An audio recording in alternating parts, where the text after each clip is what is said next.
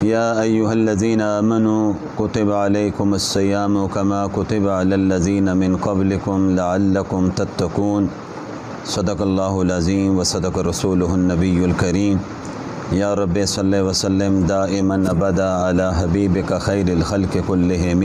میں نے ابھی آپ حضرات کے سامنے سورہ البقرہ کی ایک آیت کریمہ تلاوت کی ہے، جس میں اللہ رب العزت رمضان کے روزوں کی فرضیت کو بیان فرما رہے ہیں۔ میں آغاز میں آپ تمام کو رمضان المبارک کی آمد پر مبارکباد پیش کرتا ہوں اور اللہ کریم سے دعا کرتا ہوں کہ پروردگار رمضان المبارک کا ہمیں صحیح طور پر احترام کرنے کی توفیق عطا فرمائے، اور یہ بھی اللہ سے دعا کرتا ہوں کہ اللہ ہمیں دن کو روزہ رکھنے کی اور رات کو تراویح میں قرآن مجید باقاعدگی کے ساتھ سننے کی توفیق بھی مرحمت فرمائے۔ ہم اس حوالے سے خوش نصیب ہیں کہ اللہ نے زندگی میں ایک بار پھر ہمیں یہ بہار نصیب فرمائی ہے، جس کے بارے میں نبی آخر الزماں صلی اللہ علیہ وآلہ وسلم نے ارشاد فرمایا کہ رمضان المبارک کا جو روزے ہیں اللہ نے میری امت پر فرض کیے ہیں، اس کا اجر اور بدلہ کیا ہوگا، بس یہی اگر ہمارے ذہن میں آ جائے تو سمجھیں ہم اس کی اہمیت کو پہچان لیں گے۔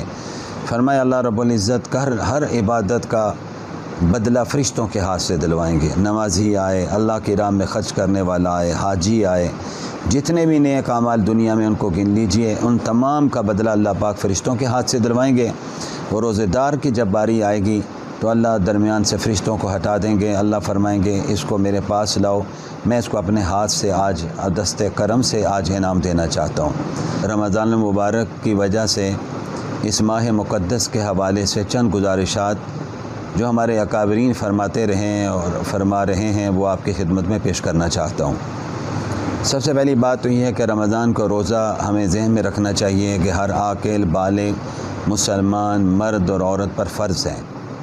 شریعت نے روزے رکھوانے کا مقصد اس کا یہ بیان فرمایا کہ لعلکم تتقون، تاکہ تم متقی بن جاؤ۔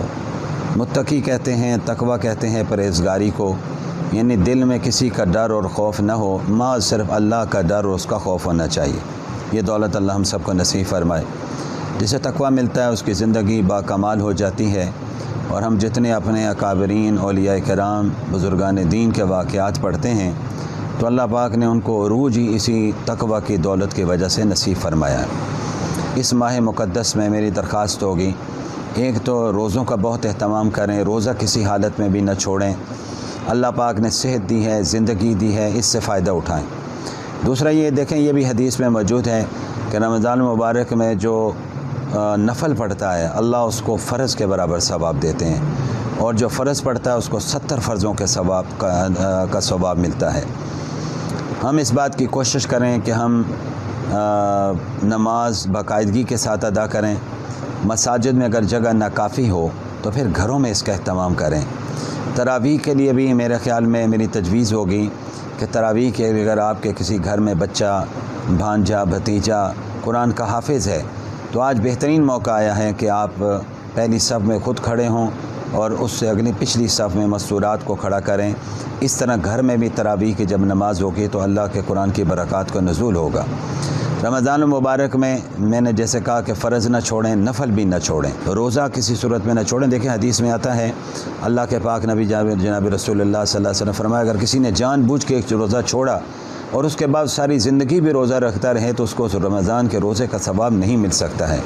اس سے بھی آپ اندازہ لگا سکتے ہیں کہ رمضان کے روزے کی برکات اور فضیلت کتنی زیادہ ہے۔ اس میں دوسری بات یہ تھی کہ میں نے گزارش کی کہ نفلوں کا ثواب اللہ فرضوں کا دیتے ہیں، تو ہم اس بات کا اہتمام کریں کہ رمضان میں کوئی نفل نہ چھوٹنے پائے۔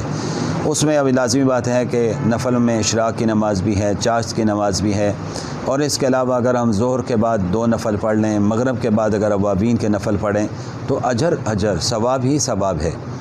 اس کے ساتھ ایک بات کا اور اہتمام کریں کہ ہم رمضان المبارک میں تہجد کی نماز نہ چھوڑیں۔ ہمارے حضرت فرمایا کرتے تھے بھائی صبح سحری کھانے کے لیے جو اٹھتا ہے، اس میں یہ بھی عرض کر دوں کہ سحری کھائیے، یہ سنت ہے، اس کے لیے اجر جہاں کھانا ہم نے اللہ پاک اس کی برکات سے نوازتے ہیں روزے دار کو۔ سحری کھا تو میں کھجور استعمال کرو، ضرور سحری کھانی چاہیے۔ اس وقت جب اٹھیں گے تو لازمی بات ہے کہ ہم نے اس وقت منہ ہاتھ دھونا ہی دھونا ہے۔ تو میری درخواست ہوگی کہ سحری کے وقت میں جب اٹھیں تو اس وقت میں خصوصی طور پر 2 رکعت تہجد کی ضرور پڑھیں۔ پھر اب یہ فائدہ کیا ہوگا؟ منہ ہاتھ تو دھو لیے، وضو پورا کر لیے، وضو کر کے 2 رکعت تہجد کے پڑھیں گے۔ اس تہجد کی نماز کا بہت ثواب ہے، بہت زیادہ اجر ہے۔ اس وقت اللہ کریم کے سامنے گڑ گڑا کے اللہ کریم سے مانگیں، کیونکہ رب کائنات اس وقت آواز دے رہے ہوتے ہیں، ہے کوئی میں اس سے مغفرت چاہنے والا، گناہوں کی توبہ کرنے والا، اس کے گناہ معاف کروں؟ کوئی ہے ایسا شخص جو کسی مشکل میں پھنسا، میں اس کو مشکل سے نجات دوں؟ یہ تمام چیزیں سامنے رکھ کر اس وقت خصوصیت کے ساتھ اللہ کے سامنے گڑ گڑائیں اور یہ دعا کریں۔ بیماروں کے پریشانی جو ہے اس حوالے سے، آپ کے دل میں جو اور دعا ہے، کاروبار کے حوالے سے، رزق کے حوالے سے، رشتوں کے حوالے سے، یہ مواقع ہیں کہ اس موقع پر ضرور تہجد کے وقت اٹھ کر اللہ کے سامنے گڑ گڑا کے سجدے میں پڑھ کے دعائیں کریں۔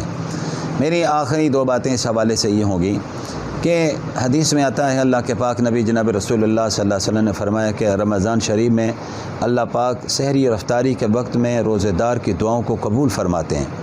ہم سحری کے وقت میں بھی کوشش کریں کہ سحری کرنے کے بعد اذان میں جب 10 منٹ 8 منٹ رہ جائیں تو اس وقت اللہ کی طرف رجوع کر لیں، توبہ استغفار کرتے ہوئے اللہ سے اس وقت دعا کریں۔ اس حدیث کو سامنے رکھتے ہوئے اس موقع پر جو دعا کی جائے گی اللہ اس کو قبول کریں گے۔ اسی طرح میری درخواست ہوگی تمام ناظرین و سامعین سے کہ افطاری کے وقت میں افطاری کا سامان آپ آدھ گھنٹہ پہلے 25 منٹ پہلے رکھ لیں تاکہ خواتین بھی اس میں شریک ہو سکیں۔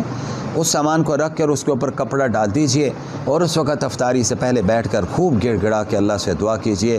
اللہ کریم پھر دعاؤں کو سنیں گے، پریشانیوں سے بھی محفوظ کریں گے۔ میں اب آخری بات جو کہنے لگا ہوں کہ رمضان کے بعد، رمضان کے حوالے سے آپ نے یہ بات تو سنی، آگے اللہ پاک فرماتے ہیں شہر رمضان الذی انزل فیہ القرآن۔ رمضان کی اور قرآن کی بڑی نسبت ہے۔ اس قرآن کی نسبت کے حوالے سے میری آخری درخواست ہوگی کہ رمضان المبارک میں کوشش کریں کہ قرآن مجید ناظرہ یعنی دیکھ کر قرآن مجید کو ضرور مکمل کریں۔ ایک آپ کا تراویح میں مکمل ہوگا، اس کا ثواب الگ ہے، اور ایک جس وقت آپ ناظرہ پڑھیں گے تو ہمارے بزرگ تو فرماتے ہیں ناظرہ قرآن مجید پڑھنے کا فائدہ یہ ہے کہ ایک تو آپ کی آنکھوں سے جب قرآن مجید کے الفاظ دیکھیں گے تو آنکھوں کا ثواب الگ ملے گا۔ آپ اپنے ہاتھ کو استعمال کریں گے، اپنی انگلی شہادت کی اس پر پھیرتے رہیں گے، اس کا ثواب الگ ملے گا۔ زبان سے پڑھیں گے، اس کا ثواب الگ ملے گا۔ آواز کے ساتھ پڑھیں گے، اس کا ثواب الگ ہے، یعنی ثواب ہی ثواب ہے۔ اس مہینے میں ہم اس بات کا اہتمام کریں کہ ان چیزوں کی طرف متوجہ ہوں، اور پھر ہم اپنے دل و دماغ کو ہر قسم کی لغویات سے، ہر قسم کی برائیوں سے، ہر قسم کی حسد اور بغض اور کینے سے پاک کر لیں، اور اللہ کریم سے وعدہ کریں کہ آج کے بعد ہم یہ کام نہیں کریں گے۔ تو میں اللہ سے دعا کرتا ہوں کہ جو باتیں میں نے قرآن و سنت کی روشنی میں آپ حضرات کے سامنے پیش کی ہیں، اللہ اس میں مجھے بھی اور آپ کو بھی عمل کرنے کی توفیق عطا فرمائے۔